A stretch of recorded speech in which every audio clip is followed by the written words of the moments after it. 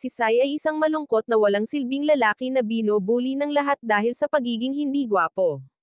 Gayunpaman, ang kanyang buhay ay nagbago nang siya ay nakatadhana na maging Demon King na wawasak sa buong mundo, na ginagawang desperado ang lahat ng malademonyong babae na tikman ang kanyang demonyong joystick.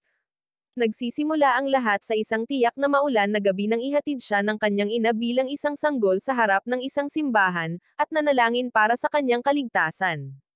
Makalipas ang ilang taon, nasa isang istasyon ng tren si Sai papunta sa paaralan nang biglang tumakbo ang isang babae na lumampas sa kanya habang naglalakad sa hagdan. Nasulyapan niya ang kanyang aset, na agad na nagpagulat sa kanyang sarili dahil hindi pa siya nakakita ng ganito sa kanyang malungkot na buhay. Pagkatapos, bigla niyang nakita ang isang lola na natapon ang kanyang bagahe, kaya tumungo siya upang tulungan siya.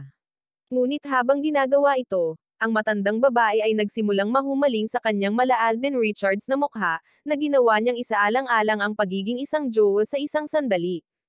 Nag-aalok si Sai na tulungan siya sa kanyang mga bagahe, ngunit ayaw niyang abalahin ang isang gwapo na lalaking tulad niya. Gayunpaman, nagpumilit siya at sinimulang hilahin ang mga bagahe kasama niya, na umaakit sa atensyon ng dalaga kanina. Agad siyang lumapit sa kanya na may angkop na sipa sa kanyang mukha, sa pag-aakalang siya ay isang magnanakaw na nagsisikap na nakawan ang isang lola. Ikinahihiya nito ang matandang babae, at agad na humingi ng tawad ang dalaga nang mapagtantong tinutulungan lang siya nito at hindi nagnanakaw sa kanya. Pagkatapos ay naging palakaibigan siya at ipinakilala ang kanyang sarili bilang si Hatori, isang freshman sa Magic Academy. Nagpakilala rin si Sai at sinabing isa siyang bagong lipat na estudyante. Sumakay sila sa tren pagkaraan ng ilang sandali at pareho silang nag-uusap tungkol sa kanilang mga layunin. Inihayag ni Sai na gusto niyang maging isang high priest upang mamuhay siya ng isang dalisay na buhay, na ikinagulat ni Hatori, na nagsabi sa kanya na nangangahulugan ito na hindi siya kailanman magiging isang taong may kultura.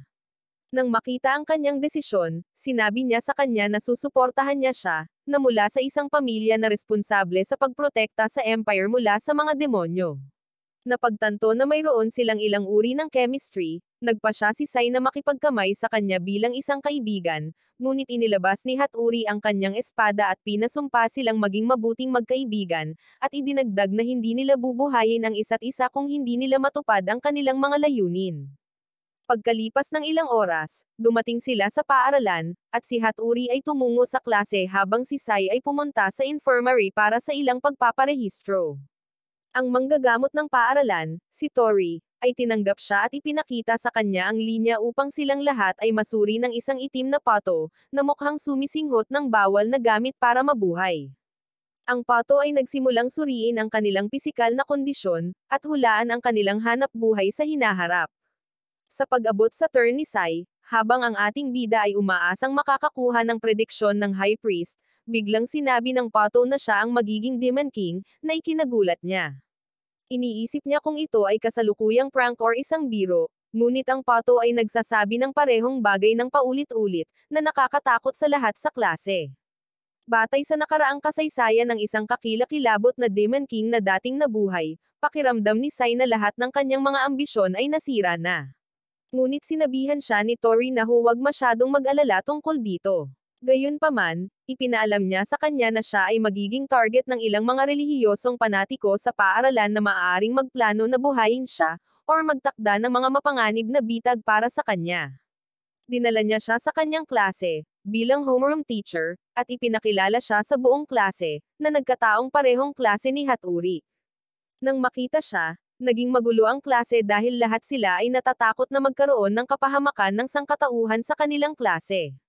May iba pang ang bulong-bulungan na kaya niyang mabuntis ang isang babae sa pamamagitan lamang ng paghawak sa kanya, at nang makita ang lahat ng ito, nagpasya siyang magsalita para sa kanyang sarili. Naghahatid si Sai ng maikli, makapangyarihang pananalita tulad ng isang presidente, ngunit nagkataon na tinutukoy nito ang parehong pananalita ng nakaraang Demon King, na samaikop sa mundo, na ginawa 100 taon na ang nakalilipas, na mas nakakatakot sa kanyang mga kaklase. Sinabihan siya ni Tori na tumahimik at pumunta sa kanyang upuan sa likod ng klase. Nang maglaon sa panahon ng klase, nag-iisip siya na kailangan niyang kumbensihin si Hatori kahit man lang dahil hindi niya ito pinansin mula nang pumasok siya sa klase. Ang homeroom teacher ay nagtatanong kung sino ang magiging kinatawan ng klase dahil ito ay bagong semestre. Tinanong niya si Hatori kung gagawin niya ito muli, ngunit bago siya makatayo, isang tulala, na mukhang kakahiwalay lang noong nakaraang linggo, ay biglang hinirang si Sai. Idinagdag niya na ang pagiging class rep ni Sai, at ang paggawa ng mabubuting gawa para sa paaralan ay ang pinakamahusay na paraan upang patunayan na hindi siya ang Demon King. Halos umabot na sa pagsabog si Hatori sa kanyang galit sa puntong ito, at nang makita ito, mabilis na tumayo si Sai para tumanggi, na nag-aalok sa halip na maging bahagi ng komite ng paglilinis. Habang iniisip niya na ang komite ng paglilinis ay nagsasangkot ng pagwawalis sa sahig at paghuhugas ng pinggan, ang guro ay nalaglag ang kanyang panga sa pagsasabing ang komite ay may pananagutan sa pagprotekta sa mga lihim ng paaralan. Lalong natakot ang silid-aralan, at habang sinusubukang alamin ni Sai kung paano takasan ang gulo na pinasok niya, hinawakan ni Hatori ang kanyang sword stick. Lumapit siya agad, nauutol na parang sisabog na. Ipinaalala niya sa kanya ang tungkol sa kanilang panunumpa, na ikinagulat niya dahil hindi niya masyadong sineseryoso ang bagay na iyon kanina. Nagpatawag siya ng isa pang sword stick, ibinigay ito sa kanya, at hinamon siya sa isang tunggalian. Kung sino ang manalo ay magiging class rep na kinagulat niya. Ang maliit na lalaki ay lumabas upang ipakita ang kanyang suporta kay Sai, na sinasabing nahulog na siya sa kanya at tinanong kung maaari niya itong tawaging daddy dahil gusto niyang hilutin niya ang kanyang likuran. Lalong nagalit si Hatori at naglunsad kaagad ng pag-atake, ngunit nagawa itong iwasan ni Sai. Pagkatapos ng ilang pag-atake, niyakap siya ni Sai mula sa likod. Sinabi niya sa kanya na hindi niya ididiskonekta ang kanyang sandata hanggang sa naresolba ang usapin, na agad na naging sanhi ng pamumula nito nang maramdaman niyang dumampi ang sandata nito sa kanyang likuran. Sinusubukan niyang magsabi ng mga kakaibang mga salita, ngunit napahiya siya nang sumigaw ang ibang mga estudyante na ito ay tipikal na isang Demon King. Itinulak niya siya at muling sinusugod, ngunit agad na hinawakan ni Sai ang espada, na agad na humantong sa isang pagsabog ng enerhiya, na nagdulot ng pagsabog. Ang klase ay naiwan sa isang nakatulala na estado habang si Sai ay nagtataka kung ano ang nangyari. Samantala, ang ilang mga mag-aaral ay nag-uulat ng sitwasyon sa presidente ng Student Council, at siya ay natuwa, umaasa na makita kung ano talaga siya. Pagkatapos nito, ipinagpatuloy ni Meiwa ang pangungulit kay Sai at gustong sumakay sa kanyang joystick, ngunit sinabihan siya ni Sai na huminto at sinabi na para lang ito sa mga babae. Pagkatapos ay sinabi niya kay Meiwa na dalhin siya sa female dorm dahil gusto niyang makita si Hatori, at pagdating doon, kailangan niyang pumuslit sa bintana nito. Samantala, sa kanyang silid, si Hatori ay nagtataka kung paano niya halos makuha ang kanyang puso sa mga sinabi nito at biglang nakatanggap ng katok sa kanyang bintana. Muli siyang nagalit nang makita siya at hinabol siya sa kagubatan. Nakasalubong ni Sai ang isang red-headed girl na agad na sinubukang protektahan siya habang sinusugod siya ni Hatori, ngunit hindi sinasadyang nagpakawala siya ng malakas na pag-atake habang sinusubukang ipagtanggol ang sarili, na nagdulot ng malaking pagsabog. Dahil dito, nakahiga si Hatori na walang malay na nakalabas ang kanyang mga asset, at sa sandaling iyon, isang babae na nagngangalang Koroni ang nagpakita sa isang portal. Tinawag niya ang kanyang sarili na isang tagamasid, na iniwan si Sai na nagtataka kung sino ito. Muli, naglabas si Koroni ng isang espesyal na baril at pinagaling si Hatori gamit ito. Si Hatori ay nagkamalay at tumakbo sa kahihiyan, na pagtantong siya ay kitang-kita. Sinubukan ni Sai na sundan siya, ngunit hinarang siya ni Koroni, na sinasabing mayroon siyang ilang tanong para sa kanya. Sinabi niya sa kanya na inutusan siya ng Diyos na mag-obserba dahil sa nangyaring insidente. Sinabi pa niya na bago siya makapagtanong, kailangang naruroon si Master. Nang marinig ito, ang may pulang buhok na babae ay nabigla. Agad siyang naging invisible at tumakas, iniiwan ang kanyang plot armor at uniform bilang souvenir. Kinilala siya ni Koroni bilang Kina, isa sa kanyang mga kaklase, na ikinagulat ni Sai, ngunit nagtataka siya kung bakit ito umalis na iniwan ang kanyang suot. Sa opisina ng punong guro, iniulat ni Koroni na pagkatapos obserbahan si Sai, natuklasan niyang wala itong anumang masamang intensyon kay Hatori, na ikinagulat ni Sai at napaisip siya kung nababasa ba niya ang isip nito. Gayunpaman, tumugon siya na maaari niyang suriin ang mga emosyon, at biglang idineklara ng punong guro na si Sai ay maaaring maging hari ng demonyo sa hinaharap. Ngunit tapos na si Sai sa pagdinig sa lahat ng kalokohang iyon. Sinabi pa sa kanya ng punong guro na, upang maiwasan ang walang kabuluhang gulo, kailangan niyang hilingin sa gobyerno na magpadala ng isang tagamasid upang bantayan at protektahan siya, na ikinagulat ni Sai, na napagtanto na ang kanyang buhay sa paaralan ay malapit ng maging mas miserable. Paglabas, sinabihan siya ni Tori na makita ito sa isang magandang liwanag, at tumugon siya na ang tanging nakikita niya ngayon ay ang kanyang mga assets. Pagkatapos ay hiniling niya sa kanya na ikwento ang lahat ng nangyari kanina sa kanya ng pribado sa kanyang opisina. Nagsimula siyang magpaliwanag, na sinasabing inilagay niya ang lahat ng kanyang lakas sa mahabang kahoy na espada, na naging sanhi ng isang malaking masa ng kapangyarihan upang mabuo, na nagresulta sa isang hindi mapigil ang lakas sa buong lugar. Pagkatapos ay sinabi ni Sai na gusto lang niyang gumamit ng kaunting salamangka para ipagtanggol ang sarili, ngunit hindi ito nakontrol. Nang marinig ito, ipinaliwanag ni Tori na ang kanyang kakayahang manipulahin ang mana ay mas malakas kaysa sa kanyang makokontrol. Binanggit niya na wala silang magagawa dahil siya ang hari ng demonyo, ngunit ayaw ni Sai na marinig muli ang kalokohang iyon. Binibigyan siya ni Tori ng pasaporte, or kung ano man iyon, na nagpapahintulot sa kanya na gumawa ng mga telepathy na tawag sa sino mang gusto niya. Bumalik siya sa kanyang silid ng gabing iyon, at nakatayo doon si Koroni kasama niya, hinihiling sa kanya na utusan siya. Sinabi niya sa kanya na huwag mag-alala, humihiling sa kanya na umalis at matulog din. Ngunit habang nakahiga siya sa pagtulog, bigla niyang nakita si Koroni sa tabi niya kasama ang kainahinalang asset nito, na agad siyang hindi naging komportable. Sinabi niya sa kanya na bumangon bago siya hawakan ng kanyang joystick. Kaya, umalis siya sa kama, sinabing sa wardrobe na lang siya matutulog. Gayunpaman, napansin ni Sai na pinapanood siya nito, at nagtanong siya kung anong trip niya. Sinara niya ang closet, ngunit bago niya ito malaman, bumalik siya sa pagsubaybay sa kanya muli. Kinabukasan, papunta sa klase, kasama sina Meiwa at Koroni na sinusundan siya, bigla niyang nakilala si Ito na siyang pinuno ng Girl Storm.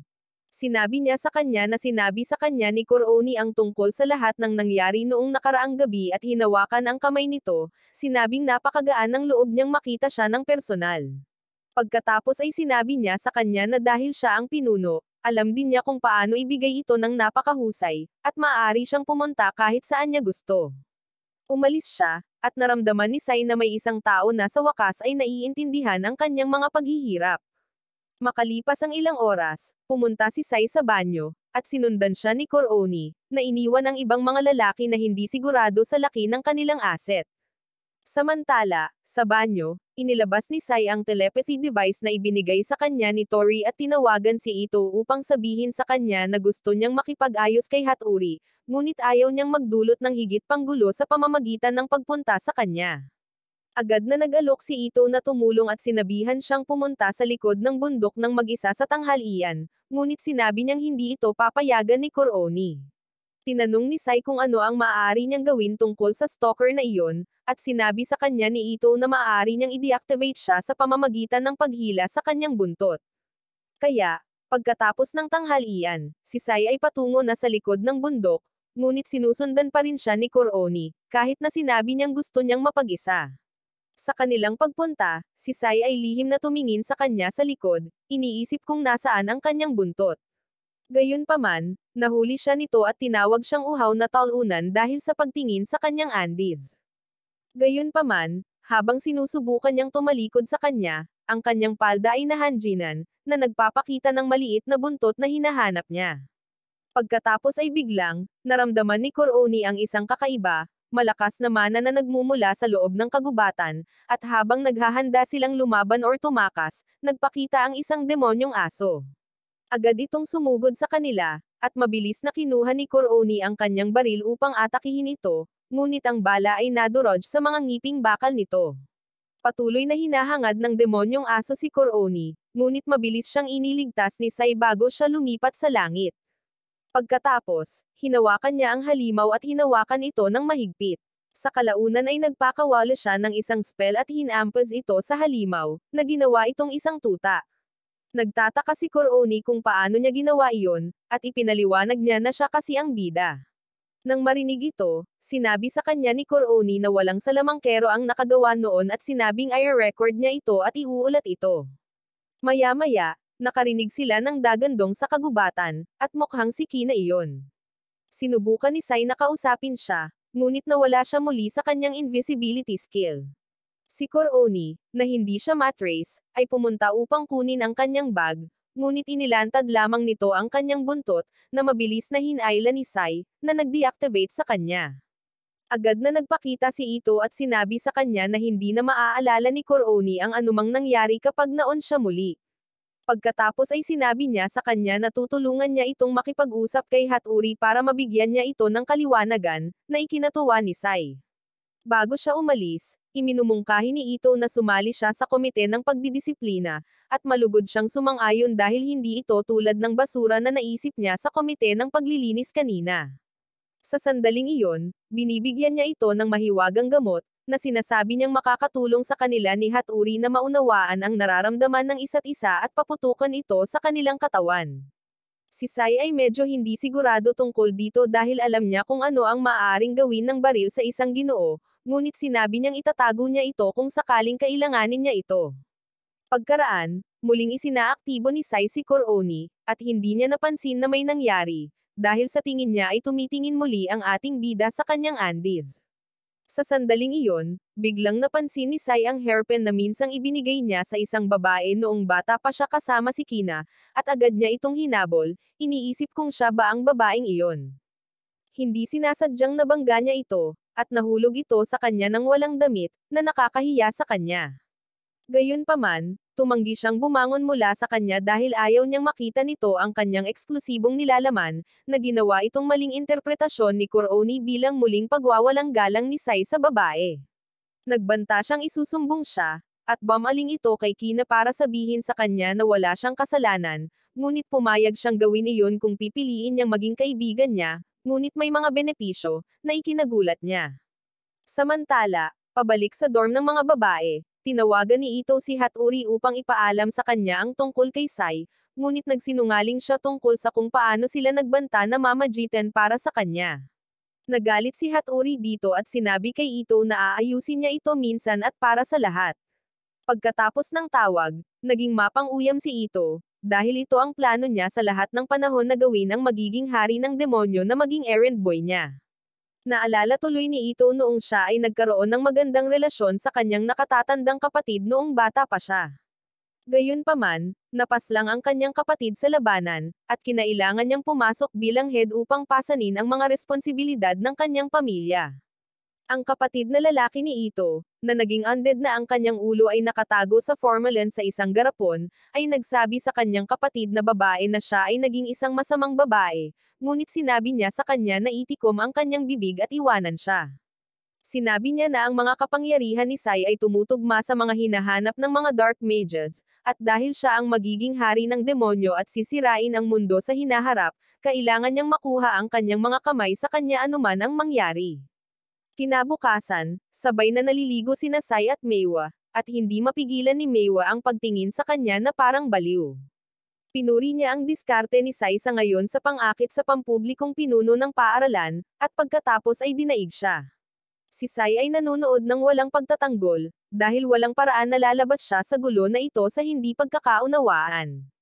Di nagtagal, tumakbo si Meiwa palabas, at habang iniisip ni Sai ang lahat ng sinabi ni Meiwa, bigla niyang narinig siyang sumisigaw sa labas dahil sa ilang babae na nagpapahiwatig na ang kanyang asset ay hindi ganon kahaba. Pumunta si Sai upang tingnan kung ano ang nangyayari, at nakita niya si Coroni sa may pintuan na nagmamasid sa kanya, na ikinagulat niya. Nagtanong siya kung bakit ang mga tao, kabilang ang audience ni Sugoi, ay nag-aalala tungkol sa haba ng kanilang joystick. Sinabi ni Sai ang isang pahayag na narinig niya mula kay Johnny Sins, na nagsasabi na ang mga mas malalaki ay nakakatulong sa iyo na magkaroon ng sesyon sa mas high-end na mga babae at makabuo ng mas maraming supling. Nang marinig ito, nagulat si Coroni at hiniling kay Sai na ipakita ang sa kanya para may kumpara niya ito sa ibang mga lalaki. Pero sumagot si Sai na hindi niya iyon gagawin. Pagkalipas ng ilang sandali, nakatanggap si Sai ng telepathy na tawag mula kay Ito, na nagsabi sa kanya na inayos niya na makita niya si Hatori pagkatapos ng klase, at pinasalamatan niya ito, na iniisip na gagawin niya ang lahat para kumbansihin siya. Kasunod nito, nakilala niya ang presidente ng Student Council, si Reri, na nasa sabik sa kanyang pagdinig ng boluntaryo na sumali sa komite ng pagdidisiplina. Sumagot si Sai na sinabihan siya na ang komite ay kasalukuyang walang laman, kaya nagpa siya siyang sumali, ngunit nang ipaalam sa kanya ni Reri na ang tungkulin ng komite ay kiinabibilangan ng pagpapahirap sa mga pasaway sa paaralan, at pagtiyak na sumusunod sila sa mga patakaran na perpekto para sa hari ng demonyo, napagtanto ni Sai na inilagay niya ang kanyang sarili sa isa pang gulo. Sa susunod na eksena, inilathala ng paaralan sa billboard na siya na ngayon ang mamamahala sa komite, at ang mga estudyante ay nag-aalinlangan tungkol dito, na sinasabi sa kanilang sarili na ang paglalagay sa hari ng demonyo ay maaaring hindi isang matalinong desisyon. Nang maglaon, sa silid-aralan, sinimulan niyang isipin ang hindi kailangang gulo na nilikha niya para sa kanyang sarili, at siya ay naging mas desperado na kumbansihin si Hatori. Pero iniisip niya kung kailangan niyang hilahin muli ang buntot ni Kuroni para makita niya ito. Habang naghahanda siyang makipagkita kay Hatori ng gabing iyon, kinargahan niya ang baril ng mahiwagang gamot na ibinigay sa kanya ni Ito. Gayunpaman, kailangan niyang alisin ang kanyang stalker, kaya pumunta siya at umupo sa tabi nito sa kama at sinusubukang ipasok ang kanyang mga kamay sa kanyang mga assets kapag hindi siya nakatingin. Maya-maya lang ay kumatok si Kina sa bintana. Pagkatapos niyang makapasok, tinanong niya si Kuroni kung bakit siya nakahiga ng ganoon, na inihayag na ang bida na ito ay halos hawakan ang kanyang mga assets kanina. Nahiya si Sai at agad na iniba ang usapan sa rice cooker na dala ni Kina. Tinanong ni Kina kung maaari niya itong iwan sa kanyang silid, ngunit tumanggi siya. Gayunpaman, sinabi niya sa kanya kung gaano niya kamahal ang kanin at gusto niyang makita ang isang mundo kung saan ang lahat ay kumakain ng kanin ng magkasama. Nang marinig ito, naglabas si Kuroni ng bazooka, iminumungkahi na ilagay nila ang rice cooker sa loob nito, ngunit sinabihan sila ni Sai na huwag maging baliw. Maya-maya ay umalis na si Kina, at bamantong hininga si Kuroni, hinihiling sa kanya na maabot ang gusto niyang gawin ng mabilis. Kaya, nagkukunwaring gustong hawakan ang kanyang mga assets, mabilis na sinamantala ni Sai ang pagkakataong hilahin ang kanyang buntot. Agad siyang tumungo sa lokasyon, ngunit habang naglalakad siya sa piitan, isang lalaki ang biglang humampas sa kanyang ulo ng isang pamalo, na nagpatambo sa kanya. Pagkatapos ay tinangka siyang pahirapan ng lalaking nakamohok, ngunit bigla siyang nakuryente, na ikinagulat ng iba. Hindi nagtagal ay napansin niyang nahuli nila si Meiwa, na ikinagalit niya, kaya sinimulan niyang pahirapan ang mga ito gamit ang kanyang kapangyarihan ng walang awa. At habang ginagawa ito, nakita ito ni Hatori, na nagpapatunay na siya talaga ang sinasabi nilang siya. Sinubukan ni Sai na ipaliwanag na ipinagtatanggol lang niya ang kanyang sarili, na hindi niya pinaniniwalaan, na sinasabing sinusubukan niyang gamitin ang kanyang bagong posisyon sa disciplinary committee para duminahin ang mga estudyante.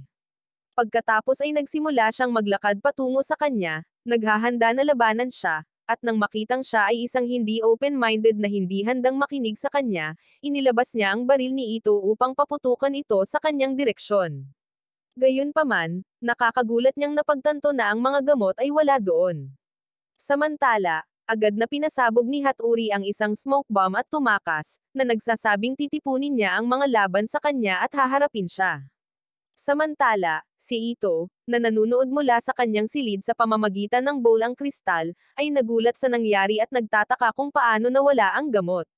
Ang kanyang undead na kapatid ay nagtanong sa kanya kung anong uri ng gamot ito, kung saan siya ay tumugon na ito ay isang gamot upang mahalin siya at isumpa ang kanilang katapatan. Gayunpaman, hinahangaan ni Ito kung gaano siya kalupit doon at nagsimulang magpatuloy dahil gusto rin itong maparusahan siya.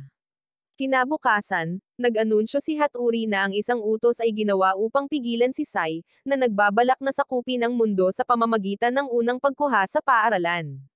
Nagudyok siya ng digmaan laban sa kanya, at lahat ng mga haters niya ay agad na nagsimulang salakayin siya.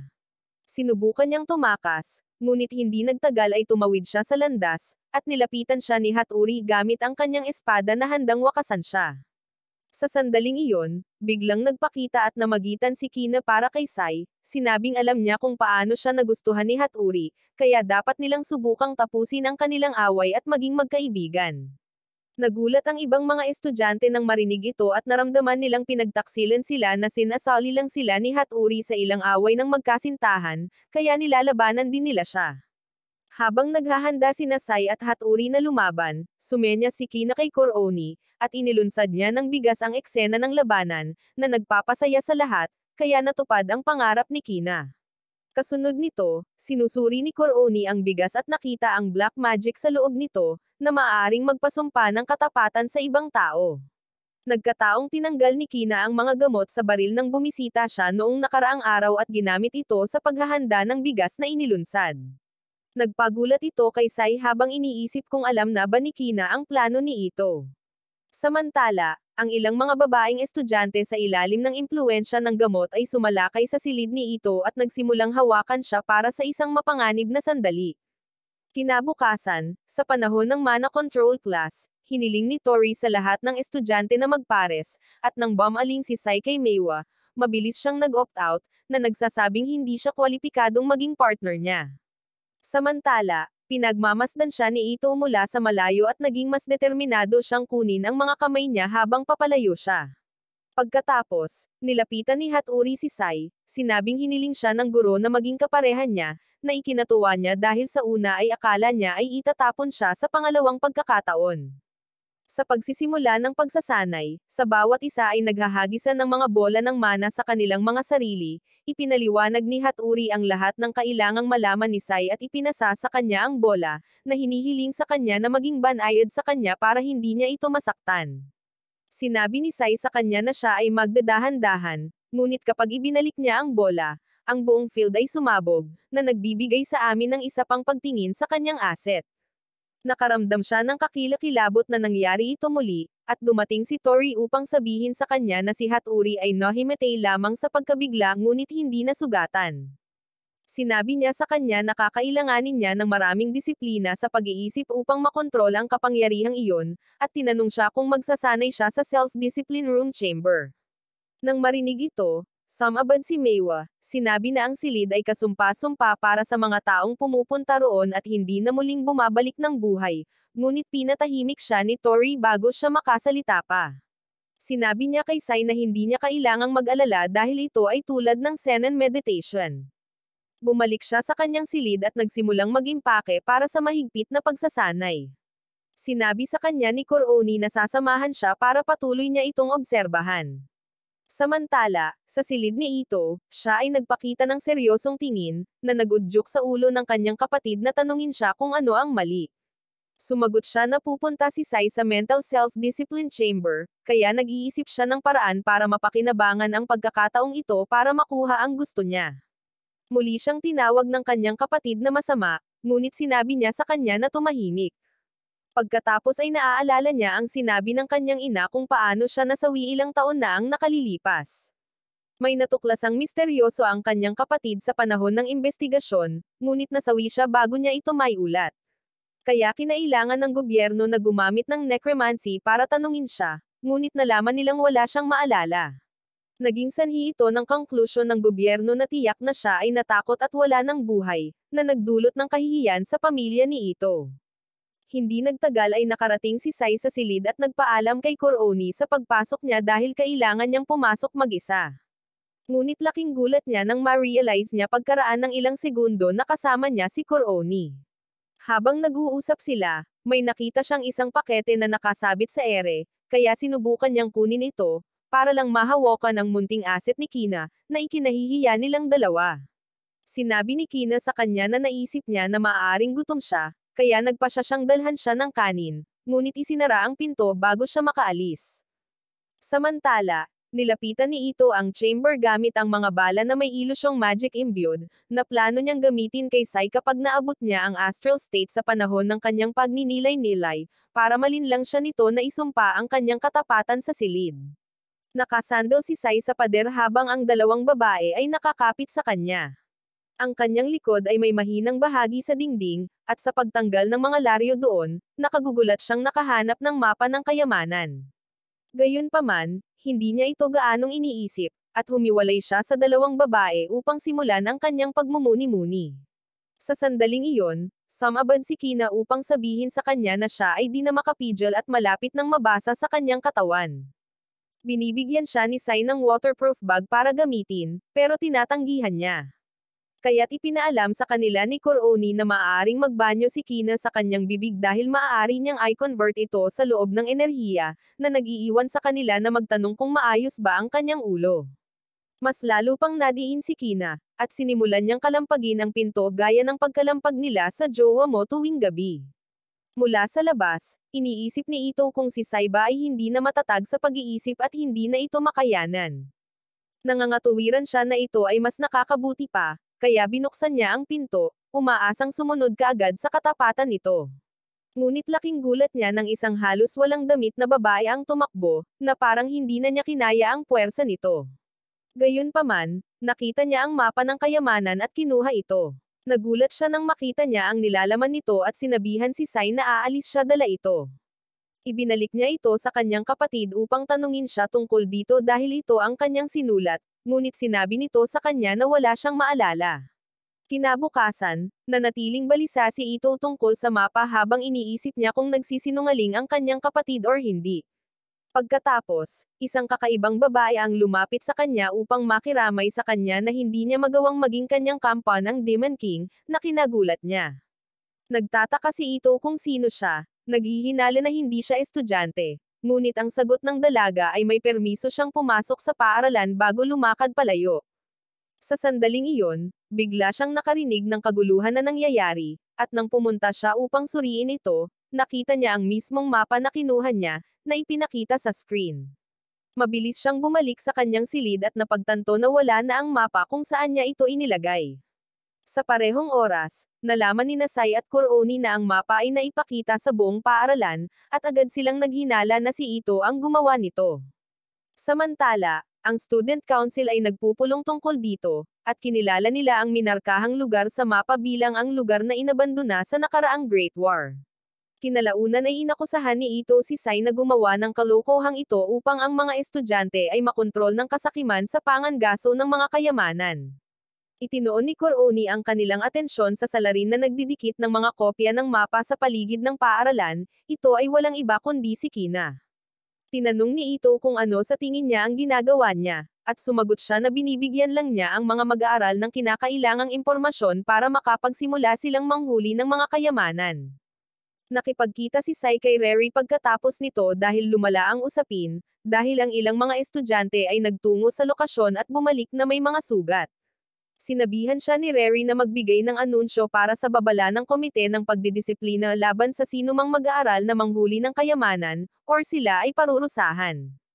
Agad silang tumawag ng emergency meeting, at humakbang si Sai sa harap ng paaralan upang bigyan ng babala ang sinumang mag-aaral na manghuli ng mga kayamanan. Ngunit isang lalaki mula sa karamihan ang nagsabi sa kanya na tumahimik, dahil alam nilang lahat na si Kina, na nagpo-post ng mga mapa sa lahat ng dako, ay nagtatrabaho para sa kanya. Nagsisimula silang magbo at maghagis ng mga bagay sa kanya. Tapos yung greenhead girl kanina ay sinusugod agad siya na tila bihasa sa martial arts technique.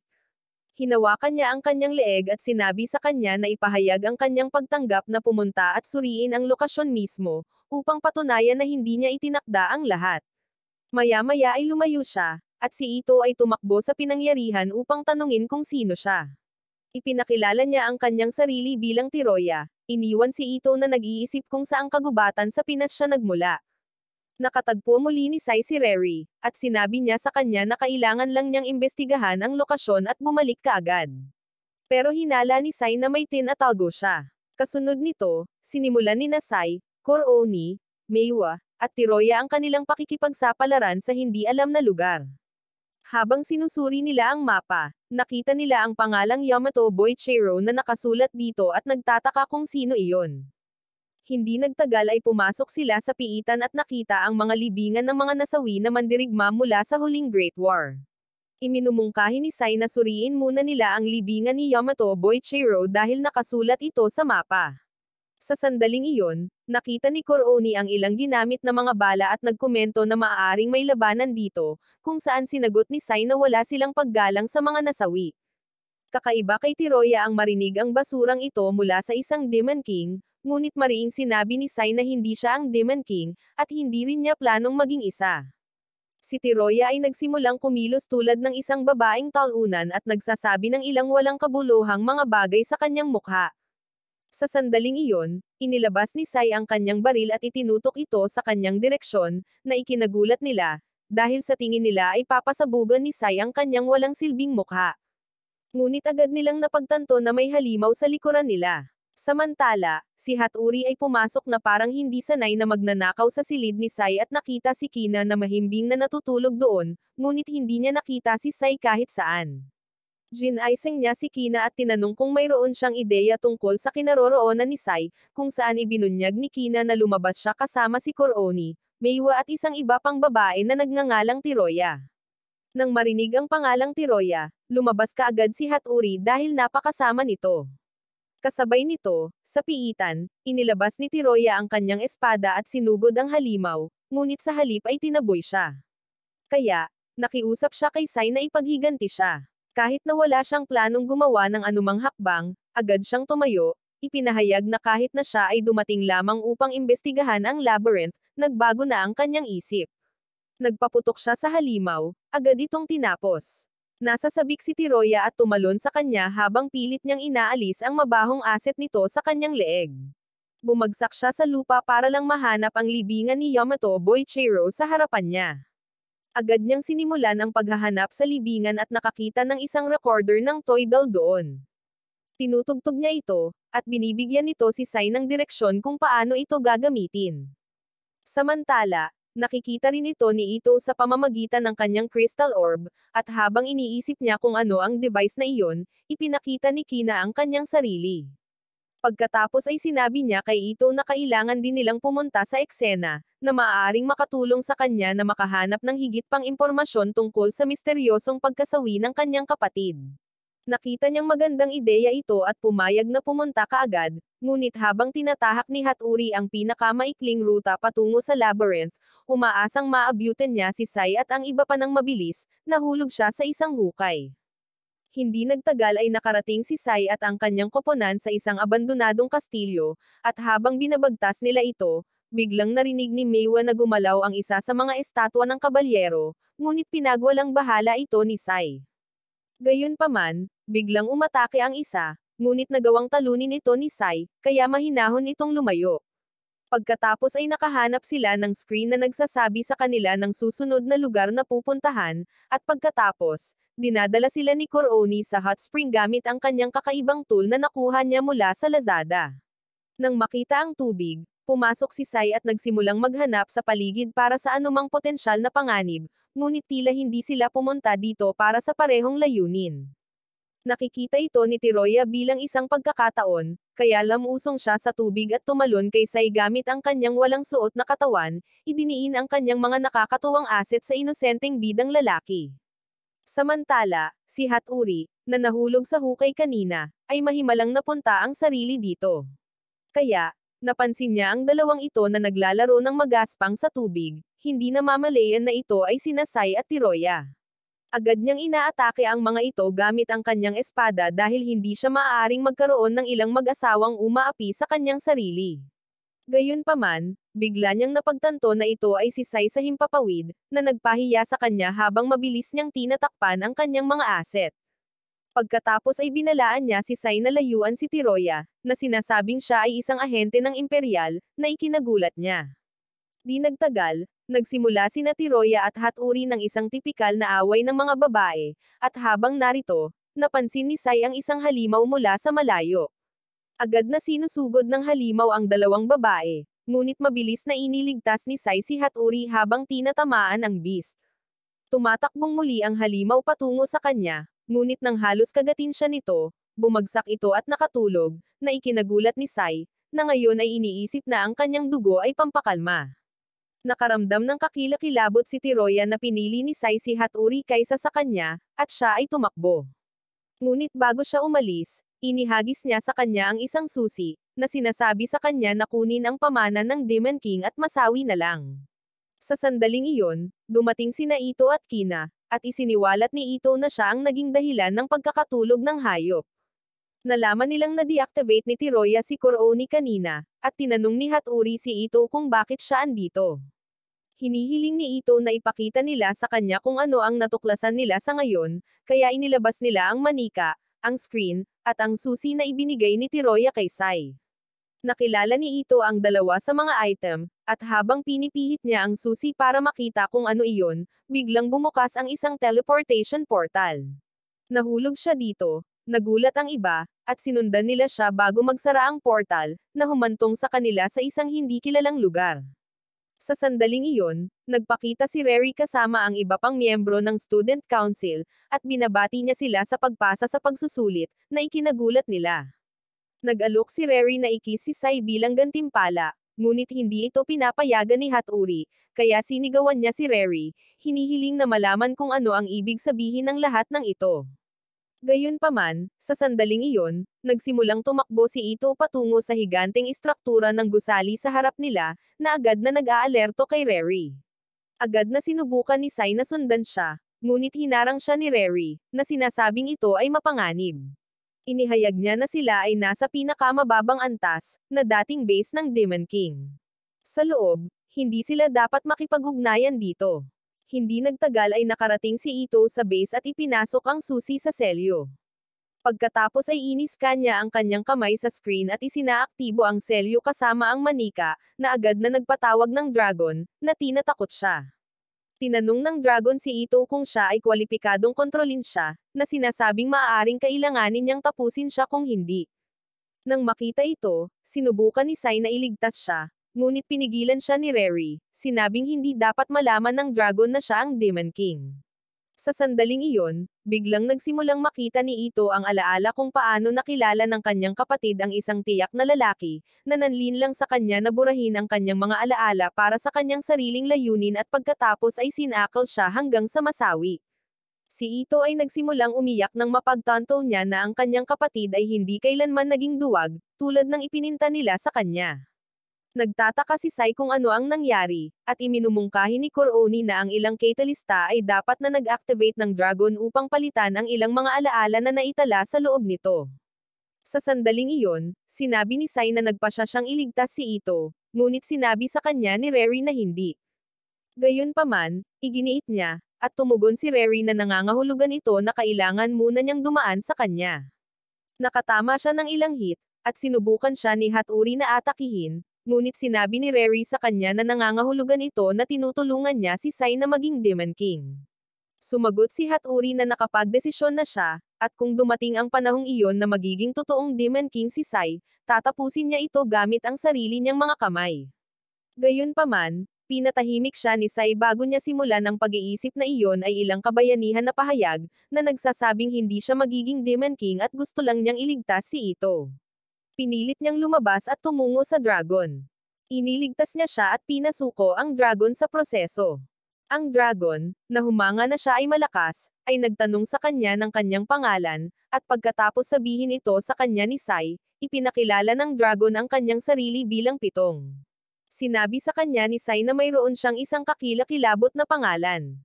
Sumagot ang dragon na maaari niyang baguhin ito kung gusto niya. Sinimulan itong isaalang-alang ng ating bida, ngunit biglang dumating si Ito upang kaladkarin siya palayo, at sa pag-alis niya, hinatak siya ni Rary at Kinas. Makalipas ang ilang araw, nakipagpulong si Kurooni sa isang grupo ng mga talunan sa gobyerno, na nagpasya na samantalahin ang pagkahumaling ni Sai sa mga assets, kaya binigyan nila siya ng isang misyon sa kanya. Gayunpaman, mayroong isang kondisyon, kung siya ay mabaigo, siya ay kailangang tanggalin sa kanyang tungkulin. Kinabukasan sa beach, nakita ni Sai ang likuran ni Kina at napahiya siya. Ngunit nang tawagan siya nito tungkol dito, sinabi ni Sai sa kanya na wala siyang apil na ibaling ang kanyang maliit na joystick sa kanya dahil mukhang kakatapos lang niya. Sinabi niya sa kanya na nangangahulugan ito na mayroon pa siyang pagkakataon na lumaki, ngunit tumugon siya na medyo malabong mangyari, kung iisipin kung gaano kabagal ang pag-unlad ng kanyang utak. Sa sandaling iyon, naramdaman ni Sai ang ilang malalambot na asset na dumidiin sa kanya, na ikinahihiya niya. Ngunit nagkunwari siyang hindi natitinag, na sinasabing hindi siya sigurado na makakakuha ng gatas sa mga asset na iyon. Ang babae ay agad namang tinanggal ang kanyang swimsuit para ipakita sa kanya ang tunay na laki nito na halos sumire sa utak niya. Siya ay nangangatuwiran na siya ay kumikilos ng kakaiba kamakailan lamang, dahil halos mahawakan niya ang kanyang asset ilang araw bago, nagmamakaawa na ibigay sa kanya ang kanyang mahiwagang joystick. Gayunpaman, kinabukasan pagkatapos noon, halos wala na siyang silbi sa kanyang pabrika ng paggawa ng bata dahil hindi niya ito ibinigay sa kanya noong nakaraang gabi. Pagkatapos, ipinagpatuloy niya ang pag-istorbo sa kanya para sa pagbuo ng balangkas, ngunit ang ating bida ay isang marangal na alpha male na hindi sasamantalahin ang mga uhaw na babae. Kinailangan pa niyang tumakas sa kinaroroonan ng dragon, ngunit sinundan siya ng makulit na babae doon dahil gusto nito ang kanyang joystick. Tinanong niya ito kung gusto niya si Kina, at sinabing gusto niyang malaman ang totoong nararamdaman nito. Nagtataka si Sai kung bakit gusto niyang malaman, at sumagot siya na gusto niyang bigyang kasiyahan ang kanyang mga malikot na kaisipan. Bumalik sa kasalukuyan, pinilit siya ni Kuroni na hawakan ang kanyang mga asset, at nang magselos si Hatori, inilagay niya ang kamay nito para hawakan siya ng napaka-perpekto, na nagpahiya kay Hatori na tumugon siya ng isang hampas ng espada sa ulo ni Sai. Pagkatapos, sinabi ni Sai kay Kuroni na humingi ng paumanhin para sa gulo na naidulot niya, at sinabi ni Kuroni kay Hatori na gusto lang niyang tiyakin na natututo siya sa paraan ng kultura. Pagkatapos ay idinagdag niya na si Hatori ay dapat na isang baguhan, nakikita na siya ay madaling nabigla. Kaya, sinabi niya sa kanya na tuturuan siya ni Sai na maging makulit para magawa niya ang kanyang unang matagumpay na sesyon. Pagkatapos, narinig ni Sai ang pinag-uusapan ng estudyante kung paano nananatiling malambot ang kanyang joystick kahit nahawakan niya ang asset ng babae, kaya iniisip nilang lalaki ang gusto niya. Pumunta siya upang ipaliwanag ang kanyang sarili, ngunit ang lahat ay hindi nakikinig. Kasunod nito, inanyayahan ni Sai si Hatori na lumangoy kasama niya, na sinamahan din ni Kina. Samantala, sa kanilang oras ng kasiyahan, nakahanap si Kina ng isang sea cucumber at nagsimulang kumawag-kawag hanggang sa maabot nito ang kaibuturan nito, na naglabas ng ilang puting cream na nag-iwan kay Hatori na natakot at hindi makagalaw.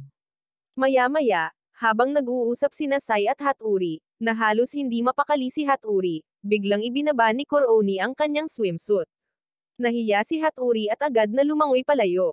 Pagkatapos, galit na tinanong siya ni Sai kung para saan iyon, at sumagot siya na naisip niyang itakda siya sa mod, ngunit mas nagalit ito at sinabihan siyang manatili sa kanyang posisyon bilang isang tagamasid at itigil ang panggugulo sa kanya at sa mga nakapaligid sa kanya. Siya ay naging balisa at umalis.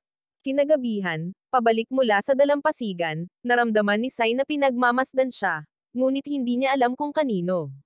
Pagkatapos, nakita niyang papunta si Meiwa na hindi alam kung saan, at tinanong niya ito kung saan siya pupunta.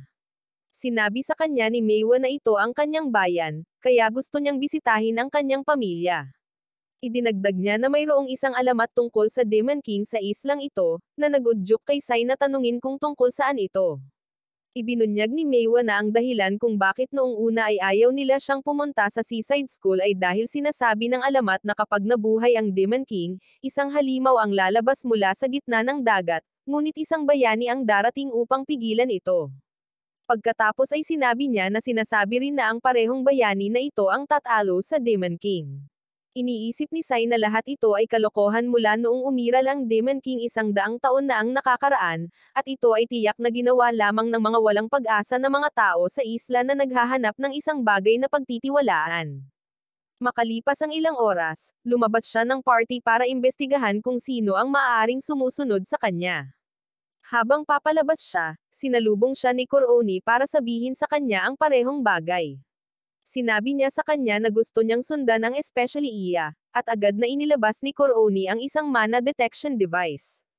Samantala, nakipagkita ang purple-haired witch sa dragon para sabihin sa kanya kung paano niya planong sakupin ang mundo kasama si Sai, na nagpapasaya sa kanya dahil medyo dismayado siya na hindi ambisyoso ang kanyang amo. Sa sandaling iyon, nagpapakita na ipaalam ni Reri kay Ito na si Kuroni ay inatasan ng Matrix na akitin si Sai, na ikinagulat niya. Pagkatapos ay sinabi ni Rary na siya ay makikisali mula ngayon at gagawin ang lahat ng kanyang makakaya upang talunin ang Matrix, lalo na ang Ministry of Magical Intelligence. Simo 8. Sumagot si Ito na nangangahulugan ito na magiging kaaway niya siya, at tumugon si Rary na pababagsakin niya ang lahat ng sumusubok na gamitin si Sai bilang tool. Pagkaalis niya, naisipan ni Ito na sabihin ito kay Sai, ngunit dahil hindi niya ito kontak, pinapunta niya si Kina sa halip. Sinabi sa kanya ni Kina na may mga grupong bihasang skilled magicians ang naghahangad na ipadala siya sa isang maagang libingan, ngunit hindi ito sineseryoso ni Sai dahil ang taong naghahatid ng impormasyon ay isang payaso. Hindi nagtagal ay bumagsak siya sa kanyang mga bisig, at nang makita ang hairpin sa kanyang buhok, tinanong siya ni Sai kung matagal na silang nagkita. Ngunit hindi aware sa kanyang sinabi, sinagot ito ni Kina na baka nakatadhana na siyang makilala. Nakatulog siya, at si Sai ay naiwang nagtataka kung bakit parang napaka-relax niya sa paligid niya.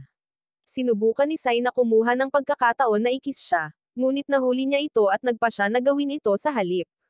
Pagkatapos, biglang sinipa sila ng selosa na si Koroni, na sinisira ang moment. Bigla silang nakarinig ng ingay, at isang bala ang tumama kay Koroni, na ikinagulat nila. Isang mabilis na diversion, ilang buwan na ang nakalipas, nagpunta si Meiwa para sa parehong pagsusuri gamit ang Doc Smokang Pipe, at sinabihan siya na siya ang magiging bayani. Gayunpaman, pinatunayan ni Tori na ito ay dapat nakasinungalingan. Bumalik sa sandaling iyon, bumagsak si Koroni sa lupa, at habang sinusubukan siyang tulungan ni Sai, bigla niyang tinanong kung ano ang tingin niya kay Kina. Nagtataka siya kung bakit niya ito tinatanong sa sitwasyong ito, at sinabi nito sa kanya na mahalaga ito. Nagudyok ito kay Sai na tanungin kung galit ba siya sa ginawa niya kanina, at sumagot siya na hindi, ngunit sinabing hindi ito kanais-nais para sa kanya. Siya ay nagsasabi sa kanya ng paumanhin, ngunit ito ay may karagdagang durog sa kanyang puso kapag sinabi niya na maaaring hindi ito pabor sa kanya. Nang marinig ito, sinabi sa kanya ni Koroni na masama ito para sa kanya, at maaaring kailanganin niyang tanggapin na nabigo siya. Lumingon siya sa kanya at sinabing ito na ang huling pagkakataong makikita niya siya, kaya nagpaalam siya at umalis sa isang portal, na ikinagulat ni Sai dahil siya ay walang kaalam-alam gaya mo sa isang calculus class. Samantala, pagkatapos niyang umalis ay naalala ng babae na ito ang ibang bahagi ng impormasyong hiniling sa kanya ni Ito na ipasa. Ipinaalam ni Ito kay Kina na si Koroni ay binigyan ng misyon na akitin si Sai, at sa paghusga sa kanyang mukha na parang dinaliligo, nag-alinlangan siyang magtatagumpay si Koroni, na haantong sa kanyang pagkakatanggal sa trabaho bilang isang tagamasid. Pagkarinig nito, naalala niyang sinabi ni Koroni na tinanggap niya ang kanyang pagkabigo. Sa kabilang panig ng isla, nakipagkita si Meiwa sa kanyang kapatid na babae, ngunit habang nag-uusap sila, narinig niya ang ilang taga-nayo na bumisita sa kanyang mga magulang na tinutuya siya, at sinasabing nagdududa sila na magiging matagumpay siyang bayani. Nang marinig niya ito, nalungkot siya at agad na umalis bago niya kinagat ang kanyang dila sa kaluwalhatian. Kinaumagahan, ang kanyang kapatid na babae, si Yok Iko, ay bumisita sa dorm upang tanungin si Sai kung siya ang Demon King, ngunit itinanggi niya ito, at sinabing iyon lang ang tawag sa kanya ng mga tao. Pagkatapos ay tinanong niya ito kung ang kanyang kapatid ang bayani, ngunit walang kaalam-alam na sumagot si Sai na hindi siya sigurado na gusto rin ni Meiwa na maging iyon. Umiyak ang batang babae at tumakbo sa pagkadismaya, kasama ang kanyang kapatid na sinusundan din siya. Nang makita ito, sinundan kaagad sila ni Kina, habang sinisisi ni Haturi si Sai sa pagiging isang kasuklam-suklam na lalaki sa pamamagitan ng pagtanggi sa batang babae sa gusto niyang marinig. Habang hinahanap ni Meiwa ang kanyang kapatid na babae, sinalubong siya ni Kina sa tabi ng lawa, at sinimulan niyang sabihin sa kanya ang alamat tungkol sa lawa. Bigla silang nakarinig ng ingay, at ipinaliwanag niya ang isang fenomenon na hindi mo mahahanap sa anumang aklat-aralin sa heograpiya. Sinabi rin niya kay Kina na ang marka ng bayani ay nasa ilalim ng lawa at ipinaliwanag pa na ang marka ng bayani ay isang maliit na espada lamang na nakaipit sa malaking bato sa lawa, na matatanggal lamang ng bayani. Idinagdag ni Meiwa na sinabi ng kanyang lolo ang lahat ng ito, kaya tiyak na walang silbi ito, kung isasaalang-alang na ang dapat na bayani ay isang kalokohan lamang. Maya-maya pa, nakarinig sila ng isa pang ingay, na kinikilala ni Kina bilang tunog ng isang lalaki na lalabas na, at agad silang tumungo upang tingnan kung ano ang nandoon. Nakatagpo nga sila ng isang lalaki na baliw na umaasal na parang hindi pa siya nakalaya sa loob ng 15 taon. Nagpatawag siya ng isang halimaw na si Cucumber, ang kaparehong hinawakan ni Kina mula kanina, na ikinagulat niya. Sa sandaling iyon, nakita nila si Yukiko na malapit sa lalaking naging berserk, at sa sandaling tumugon siya, sinimulan niyang gawin ang mga malikot na bagay sa kanya. Nang makita ito, agad na nagmagic si Meiwa para iligtas siya, ngunit agad itong naabsorb. Sinabi sa kanya ng kontrabida na ang halimaw ay isang hayop na nagpapatuyo ng tao, kaya hindi maaaring gumana ang kanyang mahika dito. Samantala, pumuslit si Kina sa likod niya gamit ang kanyang invisibility skill, ngunit nahuli niya siya at pinalaya si Yukiko. Habang tumatakbo si Yukiko, sinabi niya sa lalaki na matatalo siya ng kanyang kapatid, ang bayani. Nang marinig ito, nagpasya siyang ipakita sa kanya na ang inaakalang bayani ay walang silbi gaya ng ibang mga bayani. Kinagabihan, nakatagpo ni Sai at Hatori ang lalaki, na tinatawag ang kanyang sarili na Mr. X, at nang makita siya, agad na napagtanto ni Sai na siya ang nag-espiya sa kanya.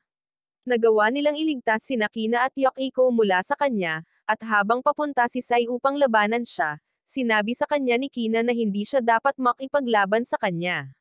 Samantala, habang naghahanda siyang lumaban, biglang kumislap sa kanya si Mr. X, at sinimulan niyang pahirapan si Sai na parang magnanakaw, na inihayag na walang pagkakataon si Sai laban sa kanya dahil ginagawa niya itong hindi na gumamit ng mahika sa kanyang ingay.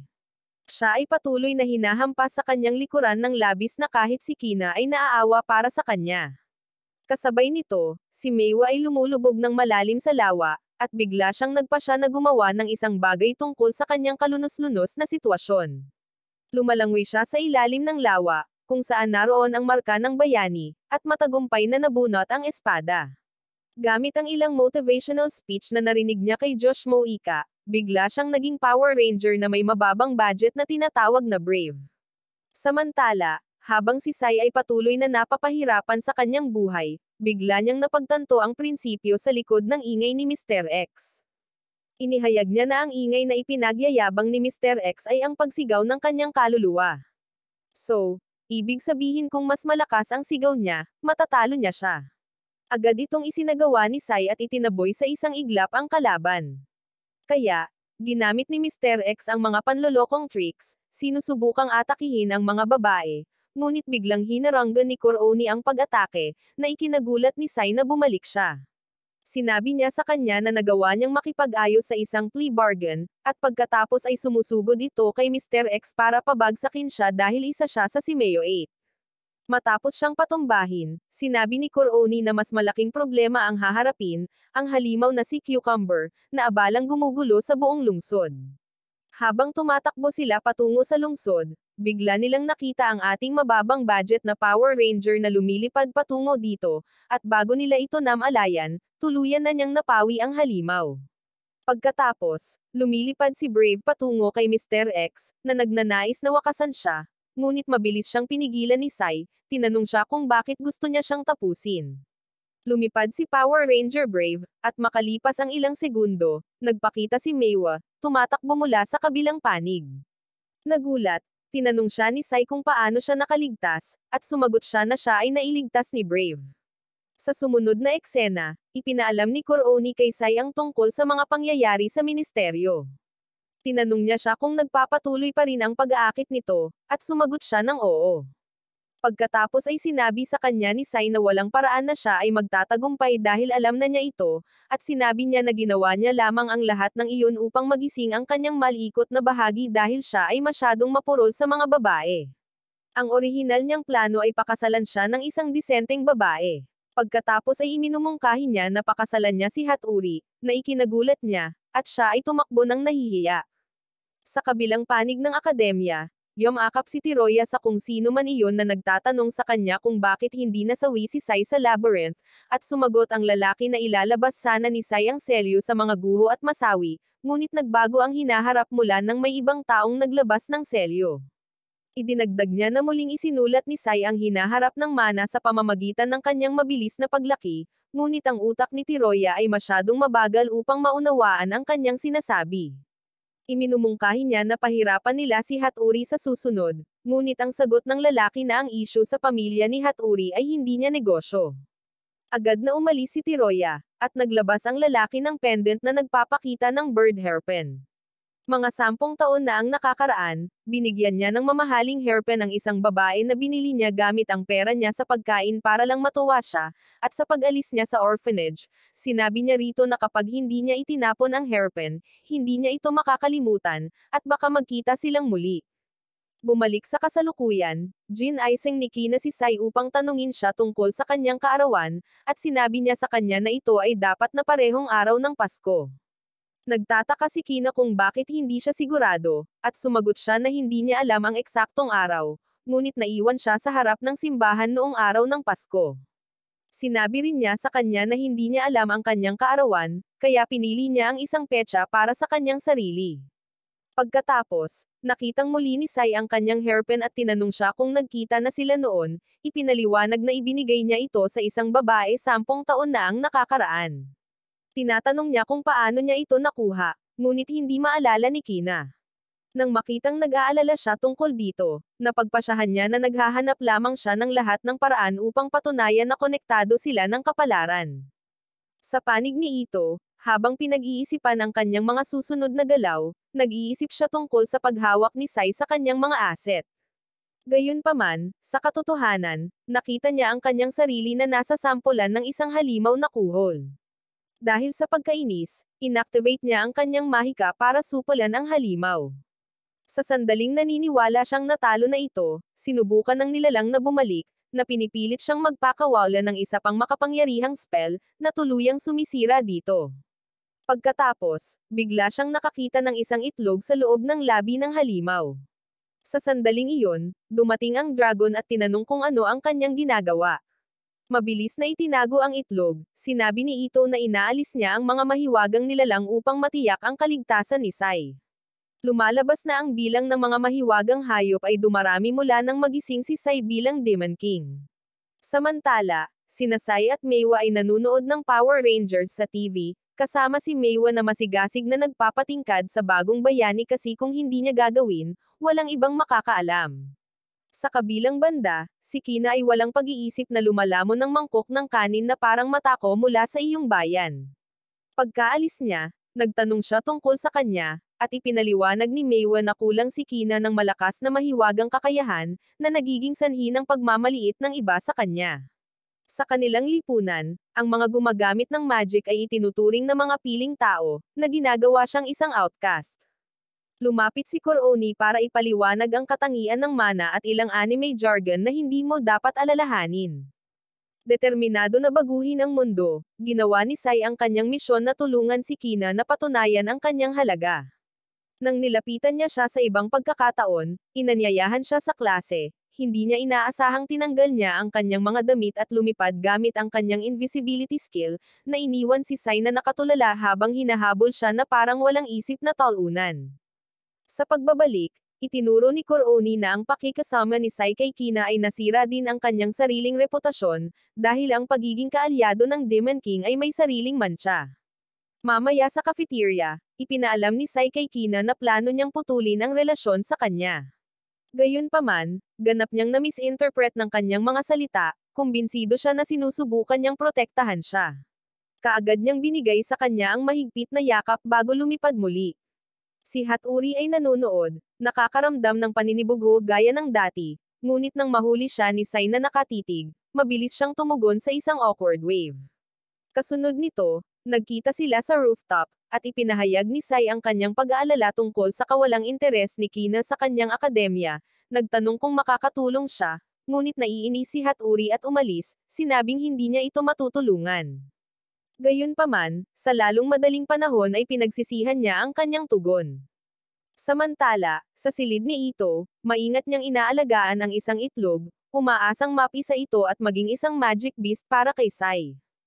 Dahil sa pagod, nakatulog siya, na nagbibigay kay Kina ng perpektong pagkakataon na agawin ang itlog para sa sarili niyang katawa-tawang plano. Sa halip na igalang ang layunin nito, dinadala niya ito sa kanyang mga kaibigan sa susunod na araw, at iminumungkahi nilang gumawa sila ng ilang mga omelet dahil ito ay sapat na malaki upang ilibat. Nang hawakan ni Sai ang itlog, bigla itong lumaki at bumukas, na nagpapakita ng kakaibang halimaw na manok na may dalawang ulo. Halos agad-agad, nag-aalburuto ito, inaatake ang lahat ng nakikita. Sinubukan ni Sai na pigilan ito, ngunit ang kanyang mga pagsisikap ay halos hindi gumana.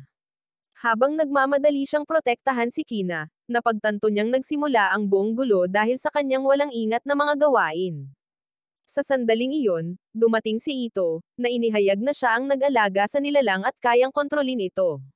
Gayunpaman, bago siya makakilos, sinunggaban siya ng dalawang ulo na hayop at sinimulang punatan ang kanyang mga damit. Mabilis na pumasok si Sai, iniligtas siya bago lumala ang sitwasyon. Sa kasamaang palad, ang nilalang ay nakatakas, umaakyat patungo sa lungsod at sinisira ang lahat ng nasa daan nito. Hindi nagtagal ang kaguluhan, dahil biglang pumasok si Brave. Si Meiwa ay nag-transform at tumalon sa pagkilos, mahigpit na nakipagsagupaan sa hayop. Matindi ang labanan, ngunit patuloy na nangunguna si Brave. Sa gitna ng laban, nakita niya ang isang sibilyan na nag-trap sa ibaba.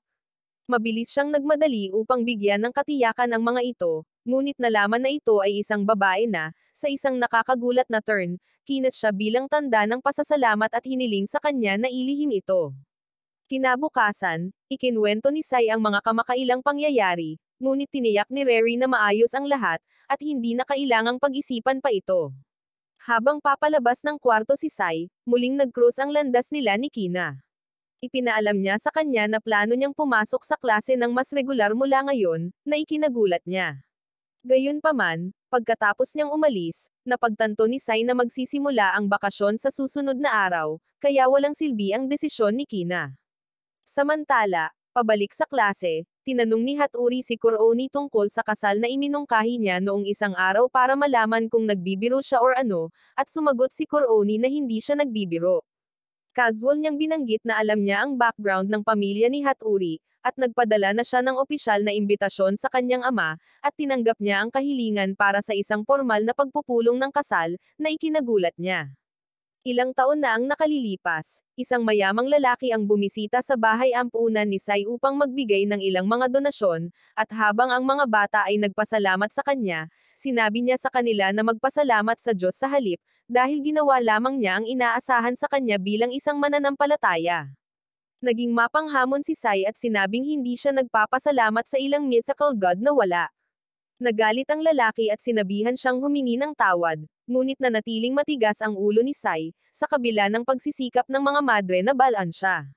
Sa kainaitan nito, sinabihan siya ng isang madre na minsan kailangan niyang iyuko ang kanyang ulo kahit tama siya, ngunit sumagot si Sai na sisiguraduhin niyang hindi na ito mangyayari sa kanya habang siya ay nabubuhay. Bumalik sa kasalukuyan, si Hatori ay nagsimulang mag-alala tungkol sa kung paano niya ito sasabihin kay Sai na gustong makipagkita ng kanyang ama tungkol sa proposal ng kasal. Nahuli siya ni Kurooni dito at sinabing alam niya ito. Nahihirapan siyang i-proseso ito dahil iniisip na niya ang sarili sa kama ni Sai. Gayunpaman, itinanggi ito ni Hatori, at sinabing ang kasal ay isang kaayusan lamang sa politika, ngunit sinabi sa kanya ni Kurooni na itigil ang kalokohan dahil kung iyon lang, magiging madali ito para sa kanya. Sinabi ni Hatori na pupunta siya at sabihin ito sa kanya, ngunit nang makarating sila sa kanyang lugar, siya ay nahihiya.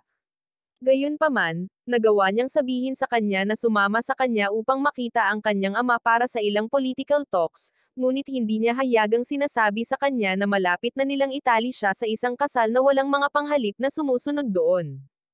Habang naglalakad si Sai sa loob ng paaralan, narinig niya ang blonde na lalaki at ang principal na nag-uusap tungkol sa kamakailang pangyayari sa mga halimaw. Binanggit ng blonde na lalaki na nagkaroon kamakailan ng pagtaas sa kanilang aktibidad mula nang magising ang Demon King.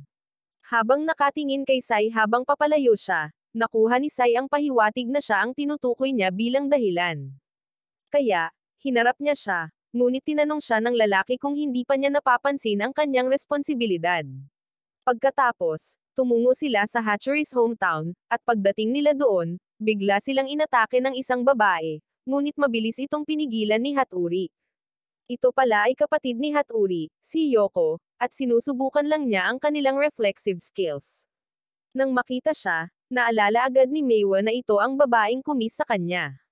Habang papunta sila sa ama ni Hatori, sinabi ni Yoko kay Meiwa na kamoy ng magic beast si Sai.